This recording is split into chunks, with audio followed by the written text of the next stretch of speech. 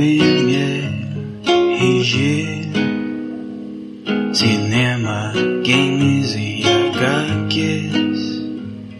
O Afonso, o Beto e o Didi vão matar uns robôs por aí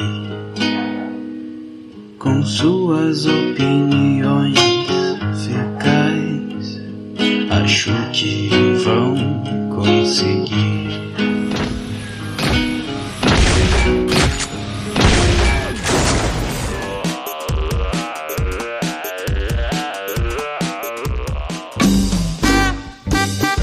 Bom dia.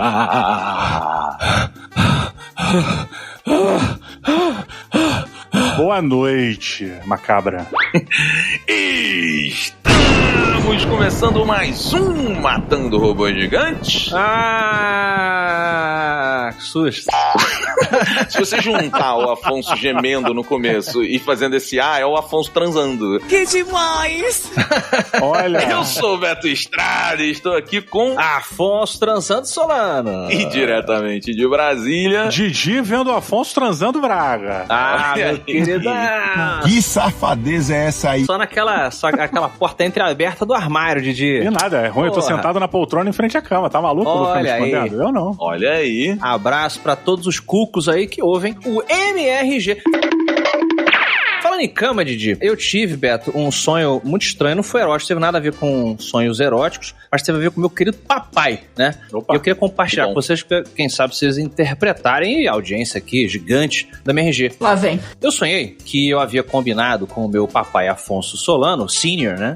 De irmos aos Estados Unidos. I go to America! Yay!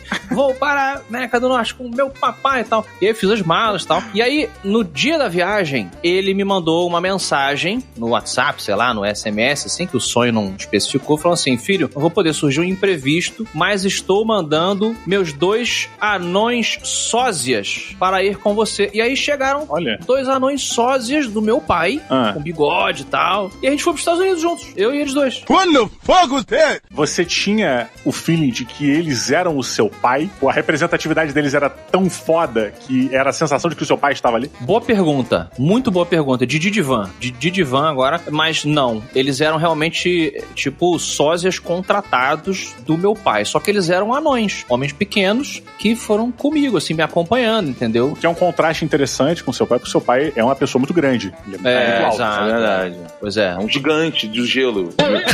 Pode crer. Não, ele é grande pro lado também, ele é um bruto, né? Pro lado. É um maluco largo, um cara... Não é largo, um largo de... Tô falando que o seu pai é o gordo e tal. Sim. Ele parece aqueles lutadores dos anos 40, sabe? Sim, boa, Ele é é verdade. Ele não é um cara... Eu fiquei pensando o seguinte, Beto, pra você ajudar a gente aqui, a audiência mais uma vez. Quando a minha avó casou com meu avô Afonso Solano também, vocês sabem, meu avô é muito alto. É mais alto que meu pai e eu, né? Sério? Meu avô já faleceu, tá lá no céu. Mas ele era muito mais alto. Todo mundo, Jotunheim, família de Jotunheim, do Afonso. E a minha avó, ela sonhava que ela acordava no meio da noite e ela olhava assim na casa dela, tinha um corredor comprido assim que levava do quarto dela e do meu avô até a sala. E no final do corredor tinha um anão. E ela dizia que esse anão ele vinha caminhando assim em direção ao quarto. E aí ele ia crescendo conforme ele ia avançando pelo corredor, brother. De parar de terror, a gente ia falar de terror hoje. Era um sonho que a minha avó teve assim algumas vezes na vida dela. Era uma coisa recorrente, sabe? Caraca. Que a gente fala disso na família. Essas cenas de corredor são fodas, cara. Eu lembro de uma... Sempre são, né? Tinha uma casa de uma tia-avó nossa, a gente eventualmente passava um tempo lá. E ela tinha um corredor grande com uma porrada de quarto, assim. E no final desse corredor tinha uma estátua de Jesus em tamanho, sei lá, normal, natural. Não sei se era normal, porque eu não sei o tamanho de Jesus. Mas era o tamanho meu real, assim. Parecia uma pessoa. Chegava do lado, ela era maior do que eu, bem maior do que eu. Life size Jesus, 1 pra 1.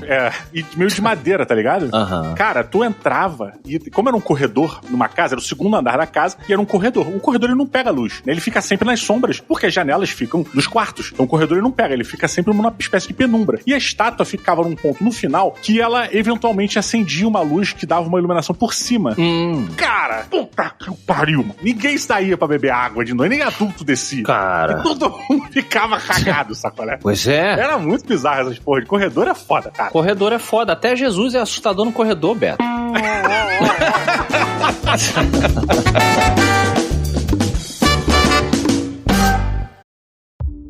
This episode is brought to you by Progressive Commercial Insurance. Trucking is a big job, so Progressive is proud to offer truckers the coverage they need and discounts to help them save. Quote truck insurance in as little as 8 minutes at progressivecommercial.com. Progressive Casualty Insurance Company and Affiliates. Discounts not available in all states or situations.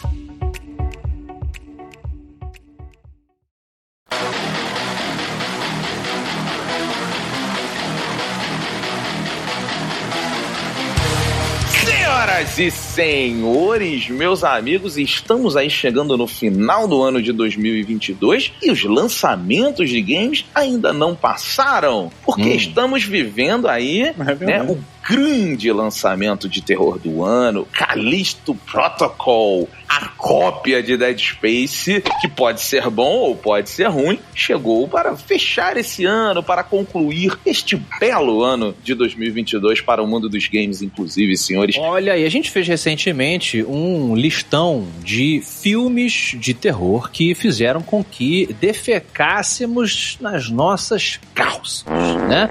A galera gostou e falou, poxa, façam videogames também, justamente aproveitando aí a chegada do Callisto Protocol. Lembrando que você falou que o Callisto aí é uma cópia de Dead Space, realmente tá parecendo uma cópia. Existe a piada dele ser uma cópia, mas... Só que lembremos, o Callisto ele é feito pelo mesmo cara que criou o Dead Space. É, um dos criadores, né? O Glenn Schofield. Exatamente. Que é um gênio, tem diversas... Uma vez eu mandei pro Beto, pro Didi, uma entrevista com ele, esqueci agora o canal, mas vocês botem o nome dele aí, o Glenn Schofield, é isso que você falou, né, Didi? Isso. Cara, tem uma versão de 15 minutos e uma versão de 1 hora, onde ele, o cara explica a genialidade por trás do Dead Space e, consequentemente, por trás agora dos princípios do Callisto Protocol. Ele é um gênio do game design de terror, né? E, assim, falar que é uma cópia é só um jogo que é muito parecido, é muito similar. Cópia é pejorativo, quando tu fala cópia. Pejorativo, No momento em que a gente tá vendo, que fique claro, um remake do Dead Space vindo aí, é porque ele não tem os direitos do Dead Space. Os direitos ficam com a EA. Então, ele foi... É que nem Fallout, gente. Fallout é o seguinte, o cara fez Fallout, a Bethesda pegou, transformou no que é o jogo, e aí o criador falou, cara, vou fazer outro jogo. E fez o Wasteland, que nada mais é do que uma cópia de Fallout. E o Dead Space teve aquela questão da EA, os executivos metendo a mão, né? E aí o Dead Space 3 ficou aquela porcaria, ele perdeu a essência. Então o cara falou, meu irmão, como é que é o Bender, Diogo? O que o Bender fala? Eu vou... Como é que é? Eu vou fazer o meu próprio jogo de terror com drogas e prostitutas. Né? Inclusive, esqueçam o jogo. Eu vou fazer meu próprio parque temático com jogos e prostitutas. Na verdade, esqueça o parque. É meio que isso aí que o cara foi fazer. A gente ficou pensando quais são os jogos que fizeram a gente borrar os nossos shorts. Eu já quero começar aqui, eu vou jogar isso pro jogo, porque eu acho que aqui a gente tem um contexto interessante. Eu não sou uma pessoa que, quando eu vejo filme de terror, quando eu jogo jogo de terror, eu tenho uma imersão muito grande na experiência, mas eu não fico com medo, porque eu não acredito nessas baboseiras. I'm a very dangerous man. Não, mas eu acho, Beto, que você, na verdade, não tem essa imersão que você diz que tem, não. Eu contrario essa sua fala, porque a imersão, ela justamente faz a gente acreditar. Quanto maior a imersão, maior a emoção. Você, dentro daquela experiência, você reage segundo o que aquela experiência pretende que você reaja. Então, num jogo de terror, é claro que você não vai desligar o jogo e vai ficar com medo do fantasma. Se você é um homem crescido, né? De calças compridas. É verdade. Né, Diogo? Tá achando o quê? Não é? Eu e você não é como se a gente desligasse o Fatal Frame e a gente demorou pra dormir. Não foi isso que aconteceu. Tá maluco? Não, aqui somos homens, né? Mas se na hora, Beto, você não... O seu esfíncter não dá aquela apertadinha, quer dizer que você não consegue entrar naquela experiência. Eu discordo. Eu acho que é uma questão de... Eu acho que é muito interessante isso, porque é uma questão de racionalização. Pra mim, simplesmente não faz sentido. Isso não é verdade. Não tem do que você ter medo. Mas olha o que eu acabei de falar. Emoção e racionalidade, elas são inimigas uma da outra, entre aspas. Então você acabou de justificar o meu ponto. Porque quando você tá vendo, você tá numa experiência emocional, que ele quer provocar uma reação emocional. Se você tá o tempo todo racionalizando aquilo e impedindo que você reaja, logo você não teve a imersão pretendida. Isso não quer dizer que você não tenha algum tipo de imersão. Não. Você tem algum tipo de imersão, mas eu acho que faz muito sentido esse pensamento do Afonso, porque essa lógica ela é muito boa. Ela é limitada pela credibilidade que você tem no que está acontecendo. Quanto mais plausível mais próximo do real, aquela trama, aquela história, as coisas que você tá vivenciando ali, elas são possíveis, o seu cérebro consegue dar veracidade àquilo, mais você tá dentro do jogo. Isso não tem nada a ver com a sua ideologia fora do videogame. Eu, por exemplo, e Didi, e milhões de pessoas que tomam susto com jogos, que ficam apreensivas e tal, não é que eu acredite que existe um fantasma japonês que vai entrar, sair da minha televisão e tal, não sei o que, entendeu? Não é isso. Quando você desliga... Mas também tu não fica batendo foto de qualquer lugar escuro, né? Não vai dar... Porque... Não vou dar bobeira. Exatamente. É porque também a verdade é a seguinte, a gente tá aqui sacaneando o Beto, mas a real, pra encerrar esse ponto, Beto, pra gente passar pro Didi, é que o Beto, como bem lembramos no recente querido robô, eu e o Diogo, o Beto, você não tava aqui, mas o Beto, ouvinte, ele tem algo que eu e o Diogo não temos. Ele tem um tapa de Jesus na mão dele. Então, ponto, né? Então é claro que ele não vai ter medo das coisas que eu e o Didi temos. Que o Diogo, ele passou a pistola espiritual pra frente, como ele já falou. Agora, o tapa de Jesus, ele impede que o Beto tenha medo. Tá bom. Tá bom? Vamos por aí, então. Algum argumento tem que colar, Beto. Tá bom. Alguma coisa tem que ficar. Tá bom.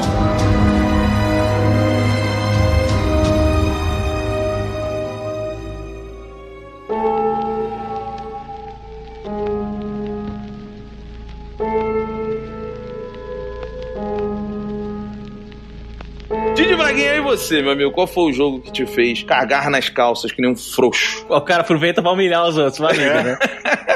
Eu nunca caguei na calça porque eu sempre pego no meu majestoso pau enquanto estou jogando, sacanagem. Cara, eu vou trazer um jogo recente, tá? Bem recente até, de uma safra até diferentinha de jogos. Ele é um jogo, interessantemente, um multiplayer, tá? Ele é um jogo onde você interpreta um caçador paranormal de fenômenos... Tem um nome pra isso, Afonso? Tem? Pou, Pim, como é que é? Pan, tem uma sigla, né? Que é fenômenos... Caçador de fenômenos... É, porque assim, o cara que caça fenômenos, aí tem uma sigla, PAN, sei lá, que é Paranormal Activity... Ah, não sabia. Paranormal Activity, PA... Events, PIL, PAE, sei lá. PAE, sei lá. Você sabe, Beto, isso? Pô, mas tu não é o cara que vê essas porra, que pesquisa essas paradas? Não, nunca ouvi falar disso. É, eu sou um demonologista credenciado, né, pela Escola de Massachusetts de Demonologia. É a verdade, não minto. Pela Wizard of the Coast. Pela Wizards of the Coast. Tem meu certificado de virgindade aqui.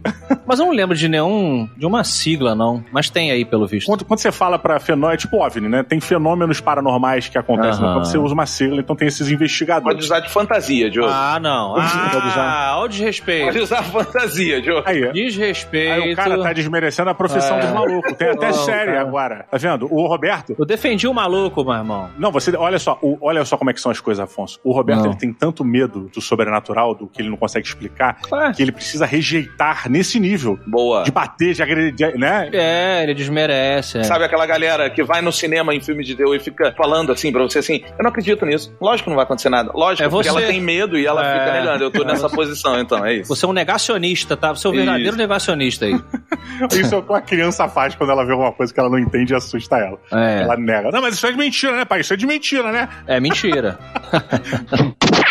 Esse jogo que eu tô citando, que eu tô trazendo, é o Phasmophobia. Cara, é um jogo muito interessante porque ele é um multiplayer, por essência, tá? São 4 pesquisadores que têm um acervo de equipamentos com habilidades específicas lá. E aí vocês selecionam o equipamento que você vai levar e vocês selecionam também as missões que vocês estão recebendo pelos Estados Unidos. Então é como se vocês fossem uma empresa que é contratada para investigar possíveis fenômenos sobrenaturais. Quando você chega no lugar, você tem uma série de... Cara, é real, é tempo moderno, sabe qual é? Sim. Então você tem um medidor de eletricidade, você tem outro que é uma câmera infravermelha, você tem sensor de movimento, você tem microfone de frequências variadas. Ah, você é tipo aqueles caras do Discovery Channel, sei lá, History Channel. Tipo não, você é um desses caras.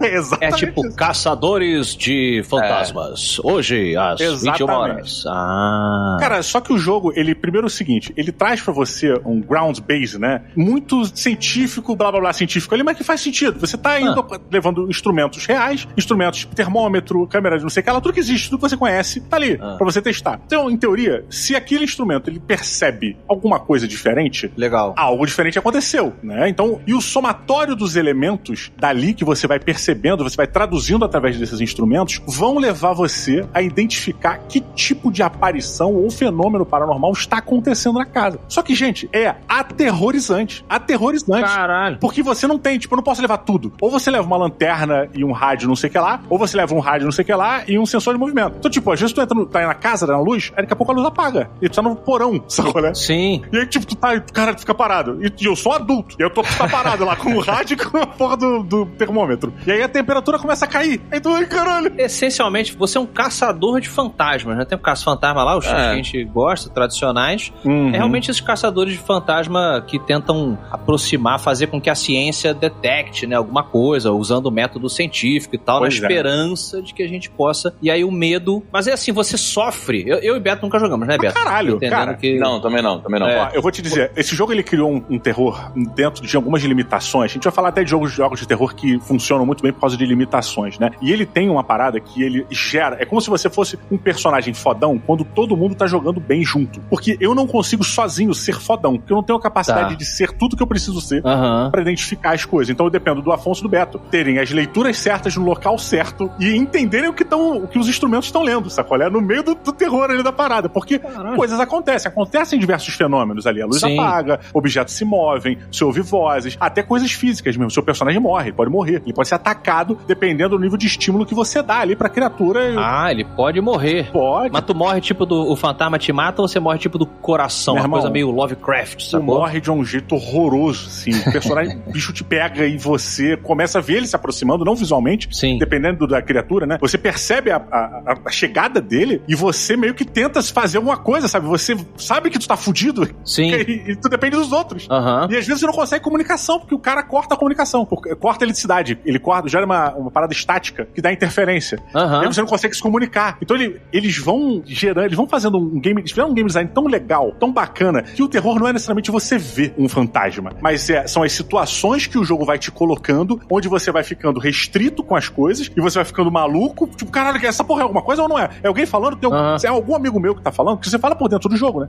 E aí, tipo, é algum amigo meu que tá falando? Alguém falou isso comigo? Cara, e tu tá envolto, tu tá totalmente imerso dentro desse caso, e, cara, é muito legal. É muito legal. E é engraçado, né, Beto? Porque normalmente os jogos de terror, eles funcionam mais, e filmes, né, consequentemente, quando as pessoas estão sozinhas, né? É você e sua consciência, você e teu cu, né? Você tá jogando jogo multiplayer, em tese você tá compartilhando. É o famoso, vai lá tu, pô. Mas aí você não acha também que você tá compartilhando o cagaço? Isso. Né? Então, cagaço, tipo, a partir do momento em que outras pessoas também trazem o seu medo, aumenta a sua barra de medo, exato. E aí você aí fica um bando de fresco com medo de um jogo. Não fala sem ter jogado, não. Não mete essa sem jogar, não, meu irmão. Uma parada que eu comentei, que eu acho que a gente vai comentar em outros locais, esse jogo, ele te entrega elementos e, eventualmente, ele vai tirando esses elementos e te entregando de volta. E isso, cara, isso mexe com a sua expectativa. Com certeza a dignidade é um elemento desse, né? Você já traz um pouco. Deve dar vários Inclusive, enquanto você falava, Didi, rapidamente, eu fui catar na internet, né? Porque de tempos pra cá, eu acho que o Beto não sabe disso porque ele não curte tanto jogos de terror quanto eu e você. Mas deu uma viralizada, Betão, de youtubers que jogam jogos muitas vezes independentes, como esse é independente, né, Didi? Pelo que eu tô sacando, não é um AAA nem nada. Jogos independentes de terror, às vezes jogos muito curtos, assim, toscos, sacou? Mas são bem escritos, cara. E aí a graça é tu ficar vendo o maluco gritar, sacou? A mina gritar, ficar desesperada. Aí eles gritam, tipo, mais de susto, sim, não é porque sim. Susto é susto, não é reação. Mas o susto também tem a ver com a imersão imersão com a palavra do dia, assim, mas é aquela parada, é a capacidade que o jogo tem de fazer você acreditar, de certa maneira, na lógica que ele tá criando pra você ali. E tem o show do streamer, né? Tem um showzinho do streamer. Tem uns que dá aquele valor, né?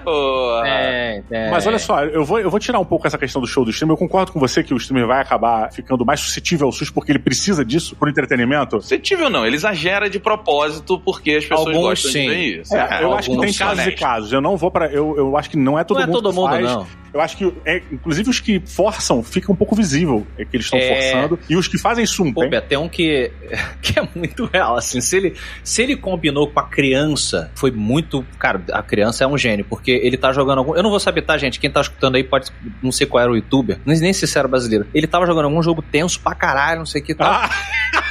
Eu vi. Meu irmão, aparece uma criança, Beto, o filho dele, ou filha. A filha. De fraldinha. Tipo, encostando o coelhinho, tipo, papai, tô com fome. Ele... não, mas aí acontece, são situações, né? É muito bom, é muito bom. E ok. Tanto que ele toma o susto, mas imediatamente ele dá aquela tipo, oh my god, sacou? Tipo, Puta que pariu, meu irmão. É, amigo, fantasma... Isso é foda, Como é que é? Fasmafobia. Fasmofobia, é. Entendi. Não confundir a audiência com uma outra obra que o Diogo também uma vez recomendou, chamada Fantasmatron. Não coloquem isso no Google, tá? Não é Fantasmatron, é Fasmofobia. Clássico. Jogaram meu nome aí, mas já a fita foi roubada, né? Vamos lá, Betão. Quero saber qual foi o jogo que deixou você com um esfíncter tenso. Cara, então, aí é que tá. Essa que eu acho que é a parada. Eu acho que a grande habilidade desses caras que fazem jogos de terror é exatamente saber trabalhar as diferentes formas em que as pessoas se conectam com as experiências, né? Então você tem os frouxos, que nem vocês, que olha aí, tomam um sustinho. Desrespeito. Mas, vamos lá. Tem, isso é medo, Afonso. Tem aquela galera que sabe trabalhar o clima de tensão. E eu acho que a grande inteligência está em aliar o gameplay à experiência. Então, eu tenho Outlast como o 1. Tô falando do 1. Que o 2 eu gosto, mas eu acho que... Sim. Eu tenho ressalvas bem grandes a ele. Mas o 1, cara, eu acho que eles fizeram uma coisa super... Eu não vou falar inovadora e diferente, é uma escola que já vinha acontecendo, mas que eu gosto muito no Outlast, que primeiro, eles trazem a escassez. E a escassez coloca uma limitação de sentimentos em você quando você tá jogando. É a escola, inclusive, Resident Evil, né? O primeiro, ele trabalhava com a escassez justamente de bala, né? Chegava uma hora que você ficava com a faca. Mas aqui é exacerbado, né? Aqui eles levam essa parada ao extremo, né? O Outlast, ele vai pra outro nível, né? Tipo... o Outlast já é uma escola... Amnísia, né? Amnísia, exatamente. Amnésia. É mais do que só isso, né? É assim, não é nem só a escassez. Você não é nada. Você não tem poder contra o que tá acontecendo. Você tem que se esconder e fugir apenas. Eu queria trazer também uma inspiração do Outlast. É um joguinho indie que foi aquele Slenderman, que é um jogo onde você só investiga a parada e não tem o que fazer. Você só investiga com a sua lanterninha lá, o bagulho. Bem lembrado.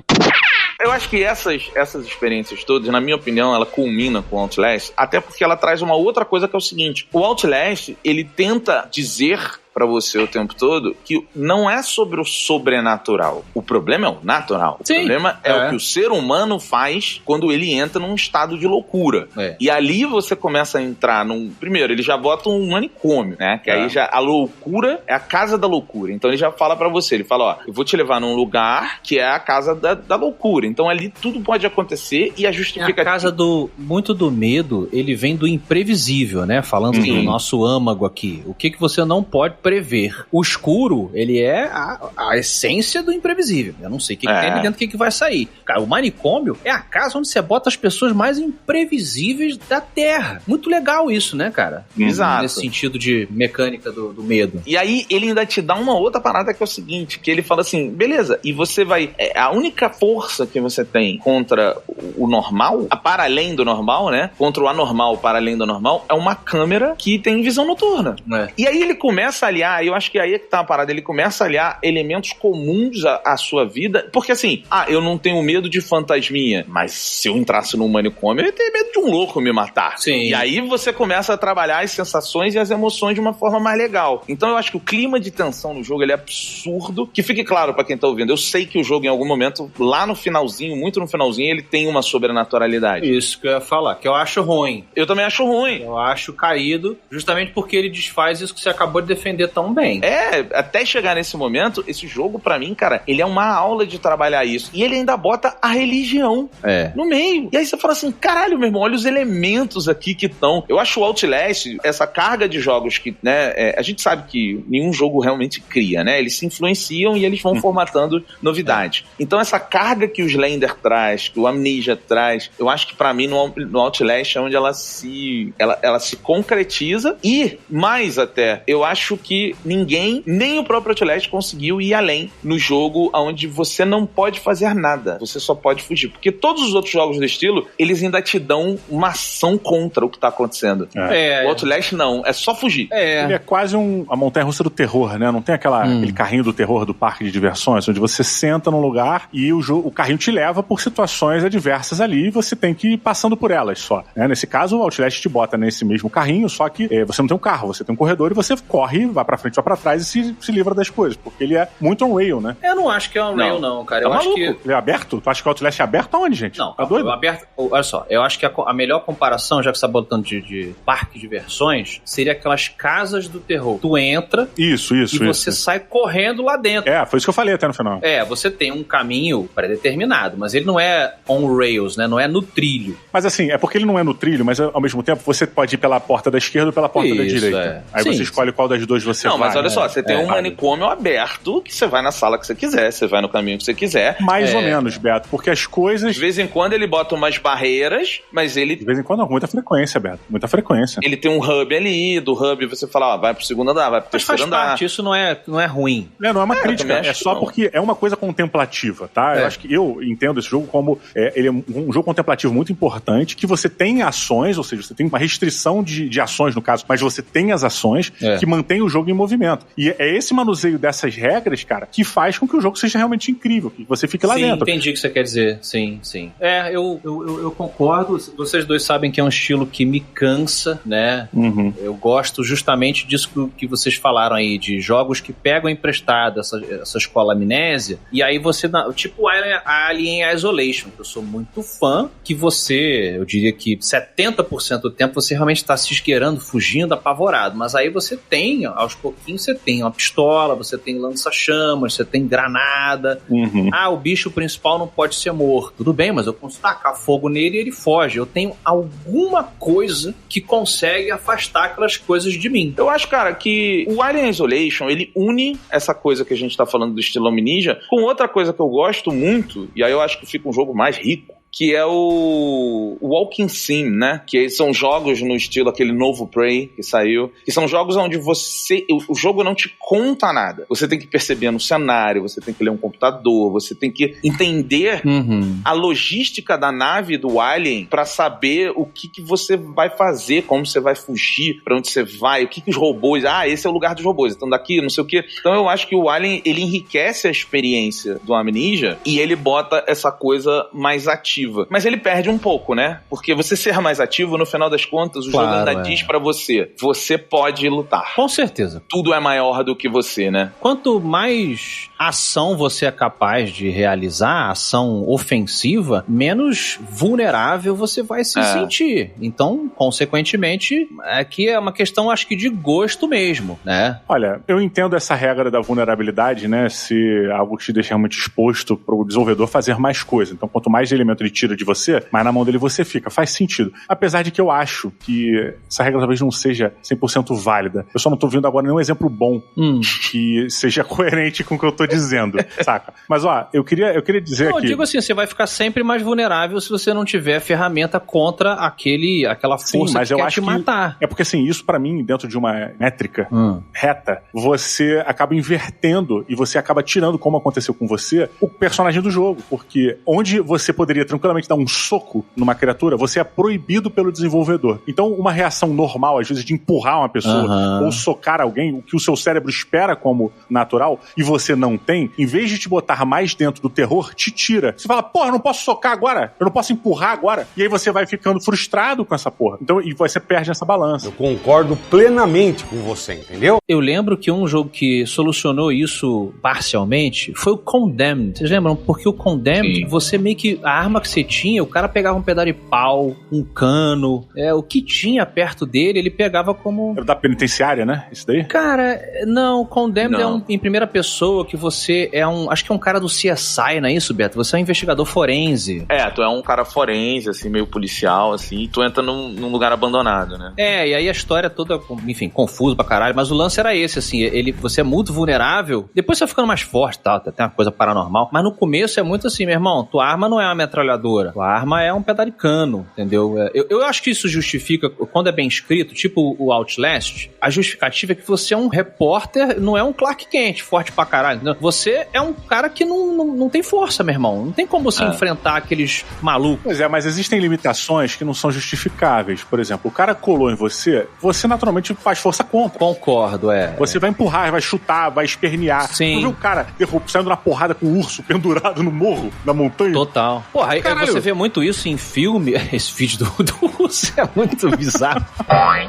Pô, você vê isso muito em filme de terror clássico, tipo Halloween, Jason e tal. Meu irmão, a Laurie fica lá dentro do armário, aquela cena clássica do Halloween, o Michael Myers quebrando o armário pra pegar ela. Meu irmão, o que tem na mão dela? Ela pega o cabide, meu irmão, e dá uma cabidada no olho do cara. Se tivesse alguma coisa nos jogos Outlast que você pudesse pegar uma garrafa, tacar, virar uma mesa, qualquer coisa desesperadora, talvez não me cansasse tanto.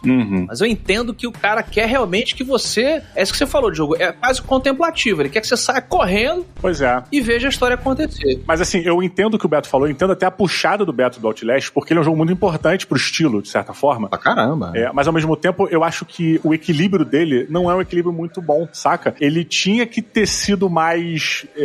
sei lá, ele tinha que cansar menos. E pra mim também foi muito... Eu não terminei o jogo, não só porque eu fiquei com cagaço, mas porque eu falei, cara, eu não quero passar por esse nível de tensão sabendo que eu tô sendo limado pelo designer, né? Quando... Entendi, claro. Puta, isso fica óbvio em vários momentos. E aí fala, ai, cara... Sim, Diferente, por exemplo, de um jogo que é do mesmo estilo desse que o Beto trouxe, inclusive eu posso chamar até de filho do Outlast, de certa forma, que é o Layers of Fear. Sim, foi um jogo escola. que eu... Cara, porra, vocês sabem disso que eu já falei várias vezes. Meu irmão, eu tomava susto nesse jogo que eu tinha que parar o jogo porque eu quase desmaiava.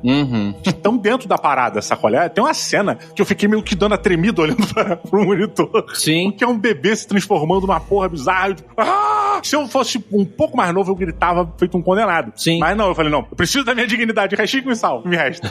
Cara, e é bizarro, mas assim, são jogos que trabalham com essa porra. Precisa de um equilíbrio foda pra você estar dentraço ali e ficar o jogo inteiro. Mas, ô Diogo, eu acho que isso que você tá falando do Layers of Fear é interessante, porque uma coisa é o susto por causa do sobrenatural, outra coisa é o susto pelo susto. Esse é um jogo que ele tem elementos de terror que eu acho muito interessante, que ele é sustinho, né? Então assim, você tá andando, você tá tenso. Já vou colocar um outro jogo aqui que faz muito isso. Que você tá andando, você tá tenso, aí de repente ele pam! E aí você, caralho, mano, o que foi? É porque o não esperar isso. O Fatal Frame fez isso muito comigo. O Fatal Frame é um jogo... Fatal Frame é bizarro nisso, cara. Inclusive, acho que esses jogos se inspiraram em Fatal Frame, né, cara? Pois é, ele tem aquela parada de você abre a câmera, aí você fica na visão da câmera. Aí eu me lembro, cara, claramente, de um dos maiores sustos que eu já tomei com esse jogo, que foi que eu tava jogando, eu tava andando com a câmera no Fatal Frame, aí de repente eu virei e apareceu alguém na câmera muito rápido, assim, muito próximo, e eu tomei um susto. Sim. E era só a irmã da personagem principal que tava do lado dela, tá ligado? Era real, né?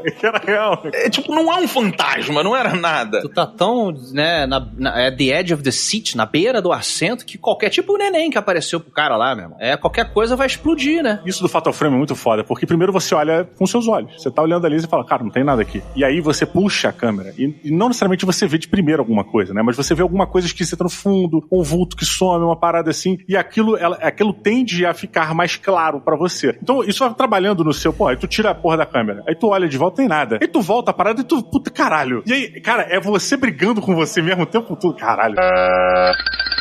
Então, a gente tá falando aqui da visão, né? No caso, como principal sentido onde o jogo se apoia pra nos assustar. Mas, evidentemente, que a experiência interativa precisa da audição também. Daí eu trago um dos jogos que mais me deixa assustado, mais me deixa na berola do meu assento aí, como eu acabei de dizer, justamente pelo uso fabuloso de luz e som. Luz e som. Que a gente já citou, e tá vindo aí o primo dele novo, que é o Dead Space, cara. O Dead Space é maravilhoso. Cara, ele é uma aula de design de som. De novo, assistam lá o vídeo do Schofield, mas ele trabalha os ecos, as marteladas, os gritos ecoados ao longe, dentro de um ambiente que é feito pra te desorientar, cara. E a escola que ele se apoia, cinematográfica, que é a escola do Alien, né? Do horror cósmico ali e tal, mas a questão industrial, né? A luz piscando muito rápida, os barulhos das máquinas funcionando. Ele tá, de certa maneira, negando a sua visão e a sua audição, que é o que fica mais acentuado quando a gente tá com medo, né? Quando você tá no escuro, a sua audição e a sua visão, elas ficam aumentadas porque é um sistema de defesa nosso, né? Tipo, caralho, meu irmão. Se eu não me engano, tem até um elemento que a gente acaba reduzindo o espectro de cores que a gente vê pra focar no contraste, né? Tem certos assets que o nosso corpo começa a fazer pra manter a nossa atenção nas coisas, sabe, que estão ali ao redor, caralho. Exato. E aí o cara mete uma máquina, um conjunto de geradores lá, batendo, e você não consegue ouvir os passos, cara. Você não consegue ouvir a respiração da criatura rastejante que tá logo ali na escuridão, meu irmão. Aí sobra a sua visão. Você fala, beleza. Vou recorrer à minha visão. Aí o cara bota a luz piscando, meu irmão. E aí todas as sombras, todos os objetos da cena se tornam sombras ameaçadoras. É desesperador. É uma aula de terror o Dead Space. E, cara, e o Dead Space, ele tem, eu acho que outra coisa muito forte, muito poderosa nele é o seguinte, o desafio é grande. Então, além de você ter isso tudo, é aquela coisa, né, é um jogo de videogame. Ele precisa interagir contigo num gameplay. E o Dead Space, ele traz um desafio grande e uma variedade grande. Isso eu acho que são elementos muito importantes. Eu acho o Dead Space um dos melhores jogos de terror já feitos. Já feitos, sim. Eu acho ele uma aula em todos os sentidos. História, jogabilidade. Somado a um design, né, de artístico muito foda, né, cara? O Dead Space, ele pra mim, artisticamente, ele é belíssimo em todos os elementos. Desde o conceito das armas que ele usa, que parecem ferramentas, às vezes armas, os medidores das coisas, o seu próprio personagem, né? O Isaac, o nome dele, o cara? Isaac Clarke. Tudo isso é muito interessante, muito foda, muito foda. E sendo um sucessor, de certa forma, de Half-Life, que tem uma pegada similar também, de terror cósmico e tal, né? Tem essa coisa espacial cientista. Tem alguma coisa.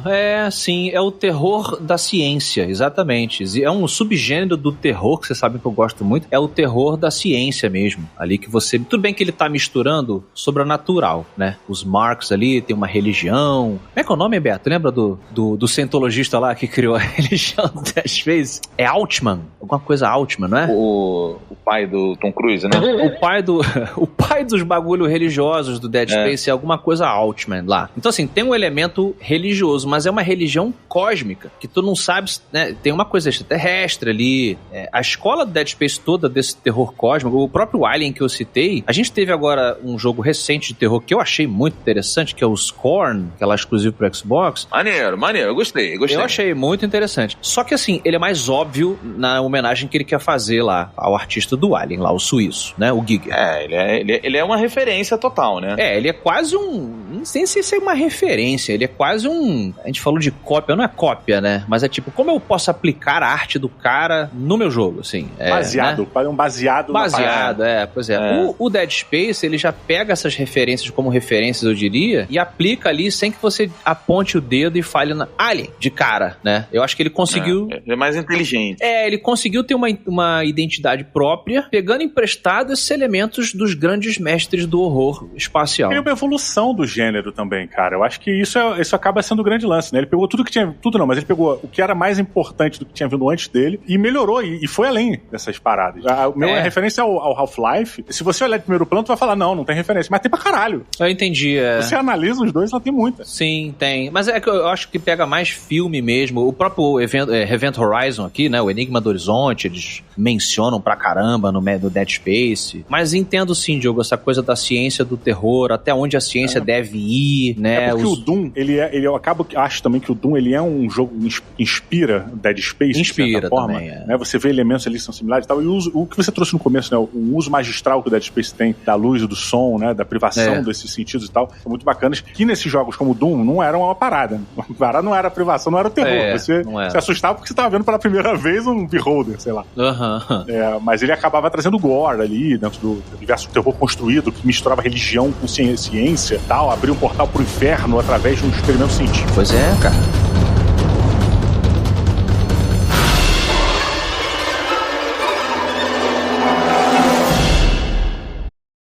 This episode is brought to you by Battlefield 6.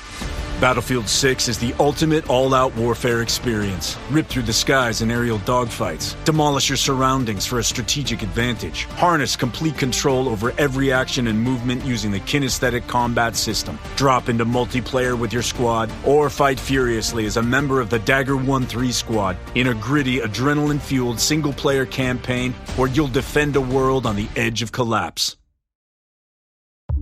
This episode is brought to you by Progressive Commercial Insurance. Trucking is a big job, so Progressive is proud to offer truckers the coverage they need and discounts to help them save. Quote truck insurance in as little as 8 minutes at progressivecommercial.com. Progressive Casualty Insurance Company and Affiliates. Discounts not available in all states or situations.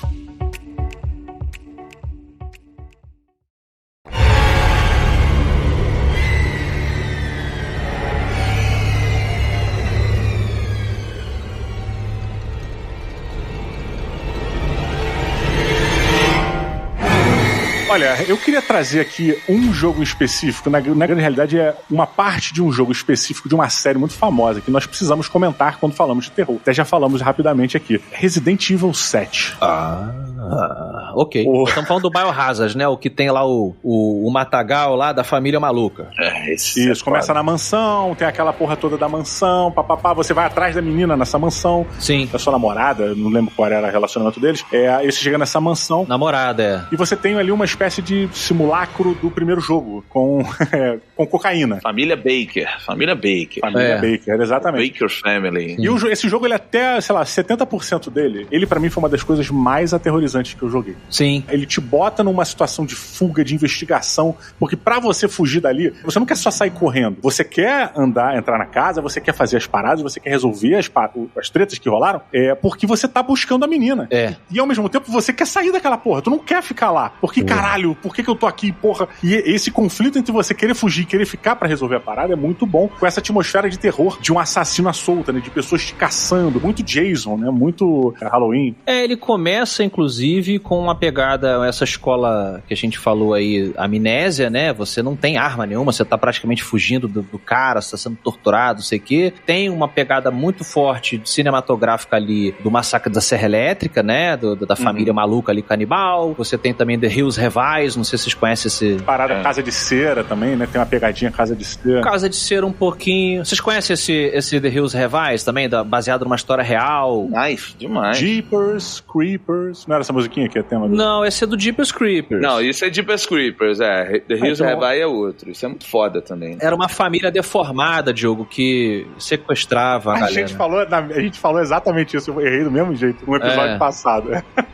Não, porque mistura, né? Às vezes as referências misturam. Mas eu ia dizer, acrescentar o seguinte, esses filmes e o jogo, eles se apoiam num medo também muito interessante, que é o medo que as pessoas da cidade grande têm da cultura do interior. Cara, isso é uma parada muito bacana de você estudar, quem gosta de terror sabe, assim. Tem vários desses medos usados em filme, né? Medo do velho, medo de criança, medo não sei o quê. Mas o medo da pessoa, né, da cidade, do interior, da ignorância, dos costumes, da religião antiga, daquela galera, você explora isso ao máximo, essa ignorância, digamos, né, que a pessoa da cidade tem do pessoal do interior, aí bota ali uma fantasia, a coisa toda, e é legal, né, você ir dissecando, assim, de onde vem as inspirações. Eu concordo com isso, cara. Não acho que é o elemento mais forte, não, Afonso, porque a parada de você ser perseguido ali, né, ao mesmo tempo em que você tem como preparar algumas armadilhas e tal, ainda é, pra mim, um elemento muito, muito grande. Porém, toda a estética do local, daquela casa de 2 andares mais velha, mais antiga, uma casa bem de fazenda mesmo, né, meio abandonada e tal. E você ouve a voz da família, né? Você ouve a voz deles te caçando e você tem que ficar escondido na parada. Cara, é muito bacana. É engraçado porque esse jogo, isso tudo que a gente tá falando das influências, os produtores, eles deixaram bem claro, assim. Eles falaram, cara, é realmente pra olhar pra isso tudo, pra todos esses filmes, tudo isso aqui que a gente falou. Eles falaram, a gente puxou dali, a gente puxou desses clássicos do cinema, dessa coisa toda. Mas é um jogo que eu sempre levanto esse questionamento. No episódio que a gente fez de God of War, eu falei isso também, e eu ficaria com a mesma dúvida aqui. Não seria um jogo melhor se não fosse Resident Evil? Porque se fosse um jogo que ele não tivesse... Porque esse é um tipo de jogo que ele falha muito na proposta, pra mim. Essa parte da casa, ela é fantástica. Cara, ela é um jogo inacreditável de terror. E aí, de repente, ele vai pra caverna e pro navio, e tu fala, caralho, velho. Você vira o Rambo, né? O Rambo paranormal.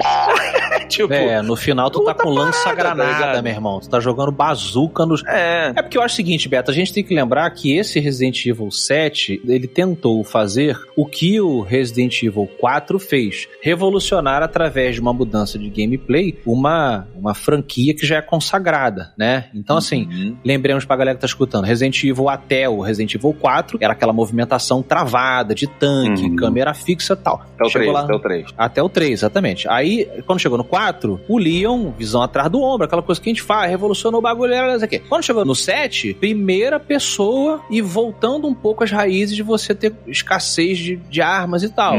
Tanto que ele volta pro primeiro, né? Na parada da mansão, mais ou menos, né? Tem essa homenagem ao primeiro. E aí, inclusive, esse 7, ele começou a acrescentar elementos do folclore que a gente criticou um pouco no Resident Evil 8, que é lobisomem, bruxa, vampiro. Ele começa a justificar justificar essas criaturas, elas estão todas conectadas com, entre aspas, o vírus do bagulho, e realmente começou a ficar meio paranormal. Eu concordo um pouco com você que ele saiu um pouco do espírito Resident Evil. Mas justificado, não é justificado isso? Ele é gone too far. Vocês foram longe demais aqui. Um pouco longe demais, Puta jogão, mas vocês foram longe demais. Mas deixa eu discordar de vocês, porque o Beto, na época dos episódios, ele até trouxe muito do lore, né? O Beto de nós três aqui é o que tem mais saco, a hemorroida dele é a maior, porque ele fica mais tempo lendo os e-mails, livros, as porra toda. E tem que ter disposição pra ler isso de Resident Evil. Pra caralho, não, você é o nosso herói do lore, com certeza.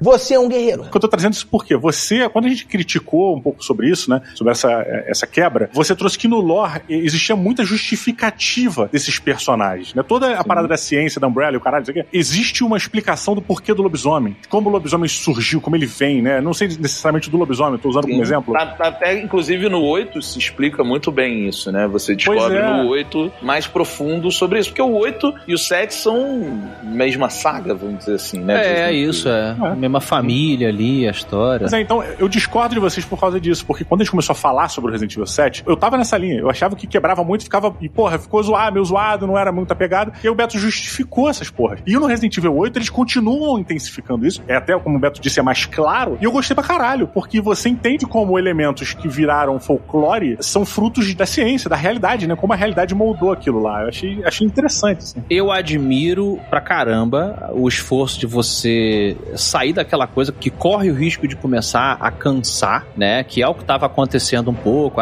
Mais um laboratório escondido debaixo da terra. Mais um super cientista que no último momento se injeta com um negócio pra virar um monstrão e tal. E aí os caras foram pra uma coisa mais realmente terror sobrenatural. Mas não pode full sobrenatural. A gente tem que manter uma justificativa. Então fala que é o vírus e tal. Na época eu reclamei que, assim, eu acho que a explicação é muito surreal do porquê que a mulher consegue se dividir em trocentos milhares de baratas, sacou? Tipo, peraí, cara, sabe? Mas tem que ter um elemento, né? O elemento que é o disruptivo de toda a parada da lógica é o que você precisa aceitar. A partir do momento que você aceita o vírus T, né? T-Virus, beleza. E aí você tem que comprar esse barulho aí, saca? Eu acho, inclusive, até entrando um pouquinho mais aqui em cima dessa fala, eu acho que, meu irmão, o fato deles usarem uma sociedade isolada, um grupo de pessoas mais isolado no interior, no 7 é uma parada mais no interior, mais interior não. Então um grupo de uma família ali que fica meio que perde o contato com a sociedade e tal. No 8º é uma vila, né, que acaba perdendo o contato. Quando eles fazem isso, eles abrem um espaço para interpretação dos fenômenos científicos através da religião. Sim. Porque a pessoa que não tem o estudo científico de um cientista para poder olhar para aquele fenômeno e falar, isso aqui é a causa, ele vai pegar qualquer coisa que ele tiver na frente dele e vai criar uma lógica que faça sentido e alimente a porra dele. Sabe por quê, Diogo? Por que é esquisito? É porque,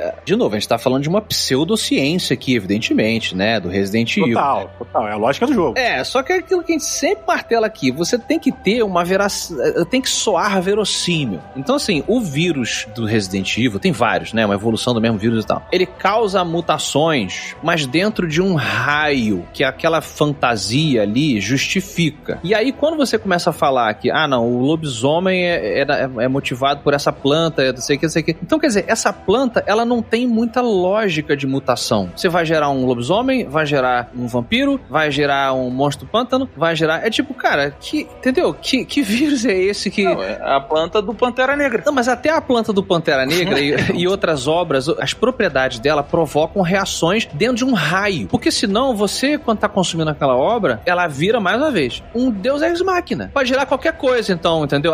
O cara vai comer, vai usar o composto químico que depois vai ser transformado no vírus, lero lá, né, do Resident Evil. Se você disser que ele transforma as pessoas em qualquer coisa, meu irmão, aí você pode... então eu transformo... Então, entendeu? Mas aí, Afonso, é o seguinte, eu discordo porque, e eu não estou defendendo, mas o jogo tenta colocar dentro da sua lore que existe uma manipulação que leva às diferentes mutações. E é zoado, beleza. Mas assim, a gente esquece que lá no Resident Evil 4, cara, é onde ele passou do limite. No Resident Evil 4, você luta contra uma estátua gigante, tá ligado? Não tem sentido ter uma estátua gigante. Pois é. Você tá Caça-Fantasma fez isso, hein? Tanto que no remake do 4 agora, o próprio Shinji Mikami, que é um cara que há um tempo atrás perguntaram sobre rebootar o Resident Evil e ele falou, cara, seria muito fácil, eu prefiro me desafiar e tentar fazer a história em frente. Mas no remake do 4, ele mesmo falou assim, cara, agora eu estou dando liberdade para outras pessoas me podarem o que eu não me podei quando eu fiz o 4. Mas isso aí tem um nome. Me parece que ele tá dizendo assim, cara, agora eu consigo olhar e falar, eu passei do limite com a estátua gigante e eu tô deixando as pessoas falarem, ó, vamos ser mais conciso, né? Mas a razão disso aí é um outro vírus. É um outro vírus que ele, às vezes ele causa mutações muito fodas na cultura pop e às vezes negativas como ela, que é o vírus nipônio. O vírus japonês, se ele não tem controle, amigo, você gera tipo aquele filme, aquela animação do Batman Samurai lá que a gente falou uma vez aqui. Muito maneiro. Não é. Muito maneira. Você tá querendo criar lógica numa parada que não precisa, é diversão aquilo ali. É o japonês sem freio, amigo. O japonês sem freio é game show de gente de fralda dando tapa na cara, sacou? Como já disse o Azaghal uma vez. O japonês com uma limitação, isso serve pra qualquer cultura do mundo, qualquer cultura. Se você não der a limitação, meu irmão, se você for full Japão, você tem o Metal Gear Solid lendo revista de mulher pelada pra ganhar energia. Você fala, peraí, cara, entendeu? O que é isso aqui? Você tem um cara se escondendo na caixa de papelão. Você fala, acho maneiro. Acho maneiro. Tô contra. Acho maneiro, porra. Entendeu? Queria lembrar que o lobisomem que a gente usou como referência aqui, você vê uma espécie de lobisomem gigante no 3. Sim. Você luta com ele é um final boss ali, de certa maneira. No 3? É no 3, pô. Não, 3 é... É no 3, aquela cena da praça, que ele fica correndo pela parede, ele sai do trem, se não me engano. Não, no 3 remake, Joe. No remake. Mas não é um lobisomem, não. Mas não é um lobisomem. Não. Aí tem pelo, anda de 4. Mas quando eu digo lobisomem, é tipo assim, a luz da lua faz ele transformar, bala de prata. Quando eu digo vampiro, ele precisa de sangue pra sobreviver, ele vira um morcego, ele vira fumaça. É tipo, você começa a dizer que o vírus faz essa porra toda. É bom. Olha, eu entendo o que você falou. É porque eu acho muito interessante eles darem essa roupagem baseada no Umbrella, na parada da... sabe, do Resident Evil. Eu acho divertido mesmo. Eles adaptaram... porque essa planta, quando cruza com a outra, resolve outra parada.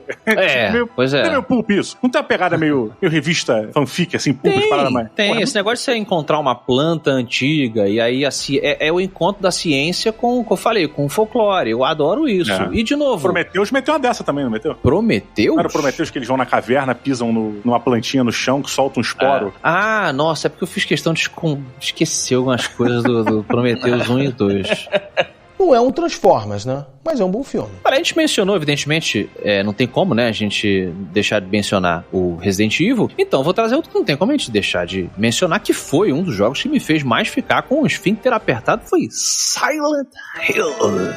Muito foda. Porra, o primeiro Silent Hill, né, o Diogo vive lembrando, Didi, a gente juntos ali jogando na casa da minha mãe. Primeiro da escola, né? O da escola, que o cara perde a filha e tal. A gente olhou pra aquela porra, né, tipo, o cinema japonês, ele tava ainda lentamente chegando no ocidente com esses conceitos de horror nipônico, né, muito diferente do que a gente tá acostumado no ocidente. Eu lembro da gente ali jogando e falei, caralho, meu irmão, qual o problema desse jogo? Por que ele tá me dando essa sensação estranha? Por que o monstro não é um lobisomem? Não é um monstro com, sei lá, tentáculos que seja? Tipo, não, o monstro ele é uma coisa que eu não consigo entender, né? O monstro é um conceito. Caralho, o monstro é uma sombra. Cabeça de pirâmide é uma coisa que chega a ser escroto, se não fosse contexto. Exatamente. Você tá esperando qual vai ser o grande vilão. A gente falou do Nemesis aí, apesar do jogo ser japonês, a gente já falou em outros programas que o Resident Evil é o Japão tentando emular os filmes de ação e terror norte-americanos no Japão, né? O Silent Hill já não. Então assim, você esperaria o quê? Um Nemesis, um monstro deformado com a cara feia e tal. Não, meu irmão, é um cara forte com uma pirâmide de ferro. É muito doido. Aí vem uns manequins. Uma foice, né? E uma parada. E uma foice, aí ele parece que tá estuprando. Cara, ele começa a estuprar os manequins, meu irmão. Você fala, o que tá acontecendo? Por que eu tô aqui? Quero minha mãe. Esse jogo, eu acho que é o Silent Hill 2 ou 1, não lembro qual foi exatamente, Afonso. Esse é o 2, do Pirâmide acabou que eu fui pro 2, Que eu acho que foi o que eu joguei. Eu nunca joguei o Silent Hill, pra mandar real pra vocês. Assim, eu comecei uma vez, igual bem uma parada do Fatal Frame. Quando eu comprei o PlayStation 2, sei lá, 20 anos depois da geração ter passado, eu peguei o Fatal Frame pra jogar, joguei 10 minutos e falei, não preciso jogar. Não preciso jogar. Não preciso disso na minha vida, né? Não tem que provar nada pra ninguém. E eu assisti o Fatal Frame todo, vendo o Beto jogar, vendo o Afonso jogar, vendo o Cardoso jogar. jogar. E o Silent Hill é a mesma parada. Eu não tive coragem, cara, de chegar e jogar a porra do Silent Hill.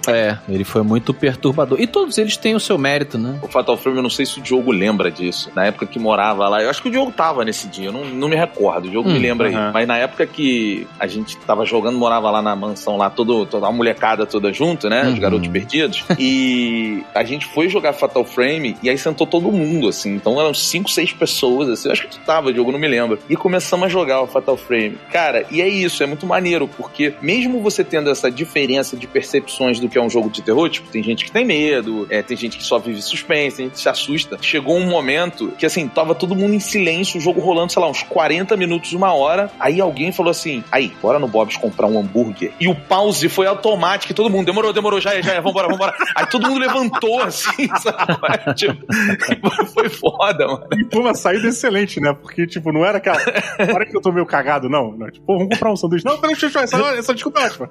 Muito bom. Mas isso é muito difícil de você fazer, realmente, porque a pessoa que tá muito conectada com cultura pop, né, no caso videogame, você fala, cara, eu já joguei de tudo, eu já joguei todas as escolas de terror. Pra você chegar nesse ponto e que você consegue deixar uma pessoa que gosta muito daquele gênero desconfortável, quer dizer, todas as referências, quando a gente começou a jogar o Silent Hill 1, todas as nossas referências desde os anos 80 jogando videogame e vendo filmes de terror e lendo quadrinho de terror, até board game de terror, é engraçado, o seu aplicativo mental, ele tá tentando acomodar, encaixar aquela experiência numa dessas estantes que você conhece. Sim. Só que a parada não tá encaixando, meu irmão.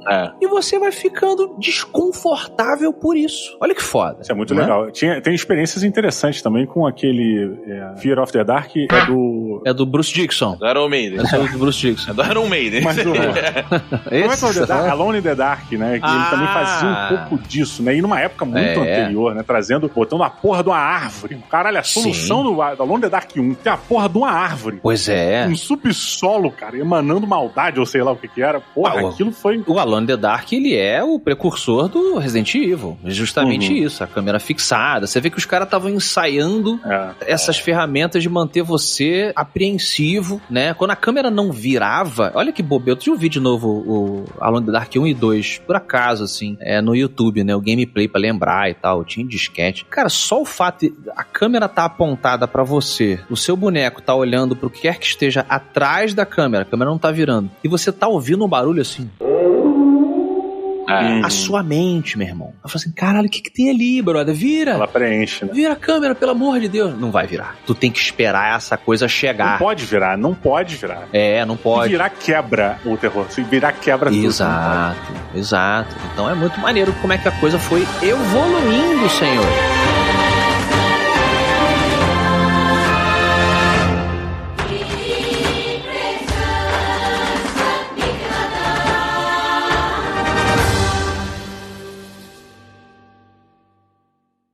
Mas estranho, né? O sonho off aqui, bizarro, cara. Eu e os sósias do meu pai, cara. Anões. Anões. Por que o meu pai mandou 2 anões pra me acompanhar como sósias, os 2 usando um bigodinho?